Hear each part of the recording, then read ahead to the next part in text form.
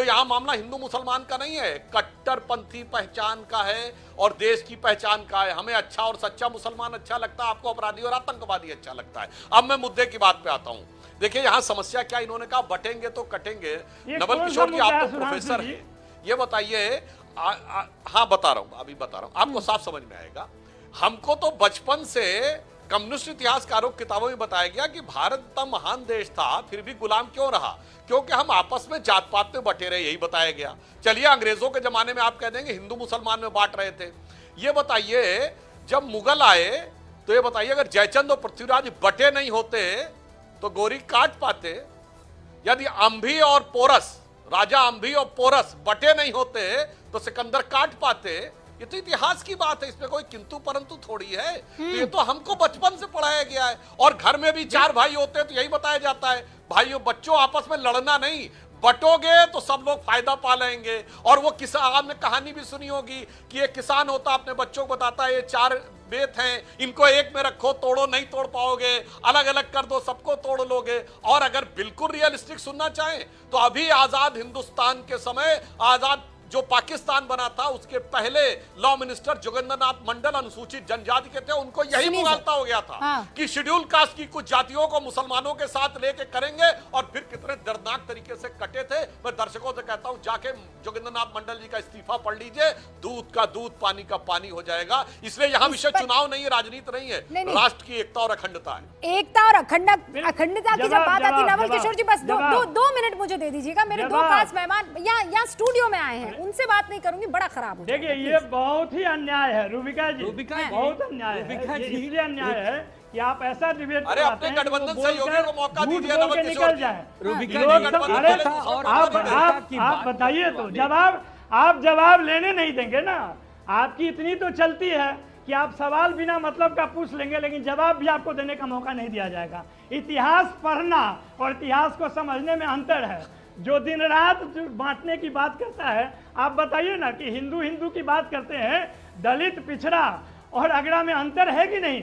जब अम्बेडकर ने संविधान लिखे, उन्होंने जब ये बात कही कि SC ST के साथ जो सदियों से बनते आ रहा है, वो क्यों संघ उस चीज को मानता है? जब आ जाता है तो आप जवाब नहीं जानना चाहते हैं, ना देने देना चाहते हैं। यही कारण है कि आप लोगों को बांट कर भुलवा देते हैं। असल में कारण ये है कि जो लोग आज़ादी में कहीं थे ही नहीं, वो उनको तो मालूम ही है और बताते भी हैं कि आज़ादी 2014 में है। और जो बोलता है वो आपकी सांसद है, आपके पोस्टर पर आए हैं। गिरिराज सिंह जो दिन रात हिंदू मुसलमान करते हैं, उनको आप कैबिनेट मिनिस्टर बताते हैं। अपने मंत्रिमंडल में 0 ज्ञान है, 0 नवल किशोर जी देखिए, क्या किया? नवल किशोर जी, आपने कहा मुझे जवाब देने का मौका दे, मैंने आपको बेरोक टोक जवाब देने का मौका दे दिया। अब आप ही के 2 सहयोगी यहाँ पर बैठे नहीं देते ना, मैंने लिया है। हाँ लिया ना, मैंने लिया। अरे भाई एक ही बात हो गई ना, मैं चाहती तो ना देती, आप बोलते रहते, मैं आपको स्क्रीन से हटा देती, आपकी आवाज कम कर देती ना नवल किशोर जी।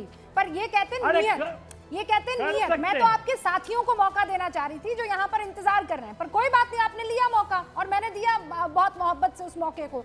लेकिन यहाँ पुरोहित जी, सीधा सा सवाल है कि ये बटोगे कटोगे में किसी को चिंता क्यों होनी चाहिए? ये बात तो सही है ना, मतलब जो भी बटेगा वो कट जाएगा, वो अलग हो जाएगा, अलहदा हो जाएगा। इसमें नफरती भाषण आपको क्यों लग रहा है?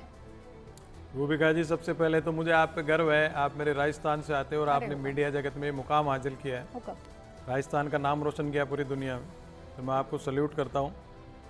सुधांशु जी का जवाब देना चाहूँगा कुछ सेकंड्स में। सुधांशु जी ने कहा समान की बात करी और एग्जाम्पल किसके दिए? आरिफ मोहम्मद खान के। खुद की भारतीय जनता पार्टी का आपने कोई उदाहरण नहीं दिया। पूरी भारतीय जनता पार्टी आपने कांग्रेस से इंपोर्ट कर करके, सामान तो कांग्रेस के पास है लीडरशिप का, मैंने कई बार कहा, वो लेकर के आप सरकारें बनाई, उन आधे सांसद ही करीब करीब आपके कांग्रेस के। तो आप कभी भी अपनी पार्टी की लीडरशिप का कोई उदाहरण नहीं दे सकते।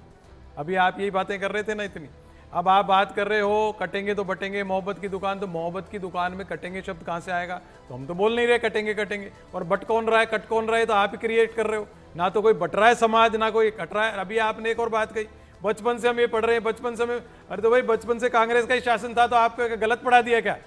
आप कह रहे हो उसी आधार पर मैं बोल रहा हूँ, तो या तो गलत पढ़ाया और सही पढ़ाया, तो आप कैसे कहते हो कांग्रेस ने गलत सलत पढ़ाया? आप ये चीज़ जो नैरेटिव आप क्रिएट कर रहे हो, ये मेरे को नहीं लगता ठीक रहा आज की बात।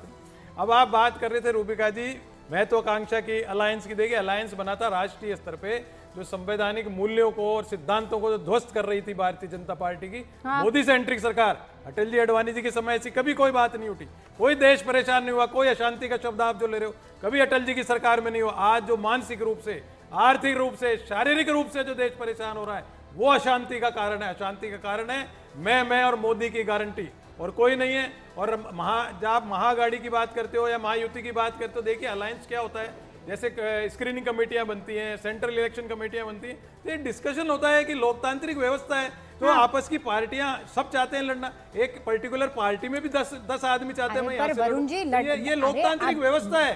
भाई 10 वरुण साल जी में आप लोग मिलिशिया- सब साथ आए और आप ये दावा करते हैं कि 255 पर इनको समेट कर रख दिया।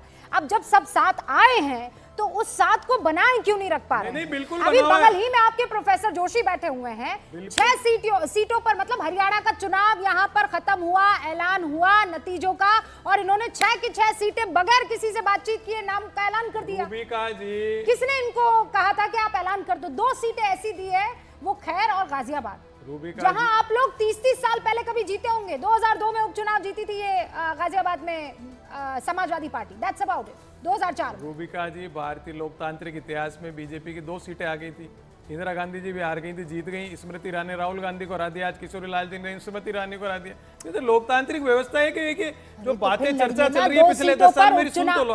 मैं तो सुन रही हूँ प्रभु, मैं तो आप ही की सुन रही हूँ। कब? मेरी सुन लो। जो 10 साल में नैरेटिव क्रिएट करने का प्रयास किया गया है, जैसे कोई मिलिशिया फॉर्मेट है, तो मिलिशिया फॉर्मेट में होता है साहब, एक बटालियन का सिपाही को वहां ट्रांसफर कर दिया, बोल नहीं सकता, असंतुष्ट है तो भी बोल नहीं सकता। तो भाई यह भारत में राजनीतिक लोकतांत्रिक व्यवस्था है। 10 जने होंगे तो 10 बात करेंगे। एक विधायकी पे एक पार्टी के अंदर 10 आदमी टिकट मांगते। कांग्रेस रो घमंड सर चढ़ने बोल रही हो है। नहीं आप यो बात मान नहीं रहा हो। लोकतांत्रिक व्यवस्था है, हुकुम लोकतांत्रिक व्यवस्था है, अरे सबके विचार आप लोग घमंड में चूर हो गए हैं, इसीलिए आपके सहयोगी दलों को परेशानी हो रही है। आपको ये लगता है कि हम वो पुरानी पार्टी, ओल्ड ग्रैंड पार्टी, हम जो चाहे वो करे, जीते कि ना जीते, हम जो कह रहे हैं वो सुन लेना चाहिए, इसीलिए तो सब परेशान हो रहे हैं। कितना आपको समझाए, आनंद जी नहीं बोलेंगे, नवल किशोर जी नहीं बोलेंगे, क्योंकि बड़ा दुश्मन यहाँ पर बैठा हुआ है सुधांशु जी नाम का।